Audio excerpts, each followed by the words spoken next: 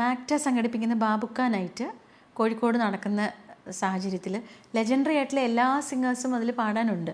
അപ്പോൾ ചാനലിലെ സാന്നിധ്യം ഞാൻ അന്ന് ഏഷ്യാനെറ്റ് സരിഗമ ചെയ്തുകൊണ്ടിരിക്കുകയാണ്, ഞാനും നാദിർഷയും. അപ്പോൾ ചാനലിൽ നിന്നുള്ളൊരു പങ്കാളിത്തം എന്നോണം ഞാനും അതിൽ പാടാനുണ്ടായിരുന്നു. അപ്പോൾ അന്ന് കോഴിക്കോട്ടേക്ക് ഞാൻ ട്രാവൽ ചെയ്യുമ്പോൾ ഒരു വെള്ളി നക്ഷത്രത്തിൽ നരസിംഹത്തിന് ശേഷം ലാലേട്ടൻ അഭിനയിക്കുന്ന ഒരു മൂവിയുടെ കുറേ ഡീറ്റെയിൽസ് ഒരു ആർട്ടിക്കിൾ ഞാൻ വായിച്ചു. ദേവദൂതൻ എന്നാണ് ചിത്രത്തിൻ്റെ പേര്. സിബി മലയിൽ സാർ ഡയറക്റ്റ് ചെയ്യുന്നു. കോക്കേഴ്സ് ഫിലിംസ് ബാനർ.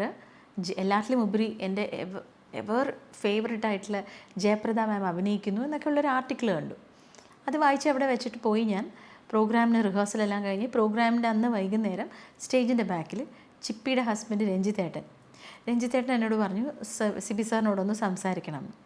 അപ്പോൾ സിബി സാർ എന്നോട് പറയുകയാണ്, ഞാൻ അടുത്ത ചെയ്യാൻ പോണ മൂവി ദേവദൂതൻ, ഞാൻ രാവിലെ വായിച്ച എല്ലാ ഡീറ്റെയിൽസും പറഞ്ഞുകൊണ്ട് അദ്ദേഹം പറഞ്ഞു അതിലൊരു ന്യൂ ഫേസിന് വേണ്ടിയിട്ട് ഒരു ഫ്രഷ് വോയിസ് നമുക്ക് ട്രൈ ചെയ്യണമെന്നുണ്ട്. അതുകൊണ്ട് പ്രീത വിദ്യാജിയുടെ വർഷവല്ലകി സ്റ്റുഡിയോയിൽ പോയിട്ട് ഒന്ന് ട്രൈ ചെയ്യണമെന്ന് പറഞ്ഞു. അപ്പോൾ അതെനിക്കൊരു ഭയങ്കര കോയിൻസിഡൻസ് ആയിട്ട് തോന്നി. അന്ന് രാവിലെ ഞാൻ അതിൻ്റെ ഡീറ്റെയിൽസൊക്കെ വായിച്ചതേ ഉള്ളൂ. അന്ന് വൈകുന്നേരം ആകുമ്പോഴേക്കും എനിക്ക് ആ മൂവിയിലോട്ട് ഒന്ന് എന്താ പറയുക ട്രൈ ചെയ്യാൻ വേണ്ടിയിട്ടുള്ളൊരു ക്ഷണം അങ്ങനെ കിട്ടുകയാണ്. അതെനിക്കൊരു ഭയങ്കര അത്ഭുതമായിട്ട് തോന്നി.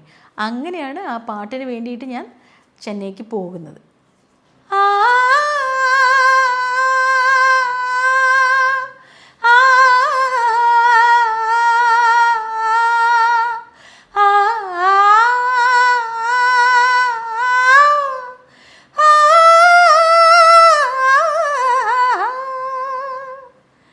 കരളേ നിൻ കൈ പിടിച്ചാൽ കടലോളം വെണ്ണിലാവ്, ഉൾക്കണ്ണിൻ കാഴ്ചയിൽ നീ കുറുകുന്നൊരു വെൺപിറാവ്, മന്ത്രകോടി നെയ്തൊരുങ്ങി പള്ളിമേട പൂത്തൊരുങ്ങി, കാരുണ്യത്തിരികളൊരുങ്ങി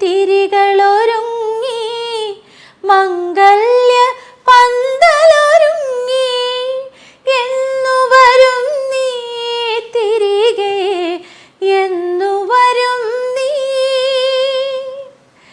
എന്നുവരും നീ തിരികെ, എന്നുവരും നീ. മോളിവുഡ് ന്യൂസ് എന്ന ചാനലിലൂടെ കൂടുതൽ വിശേഷങ്ങളുമായി ഞാൻ വീണ്ടും എത്തുന്നതാണ്. Please do like, share and subscribe.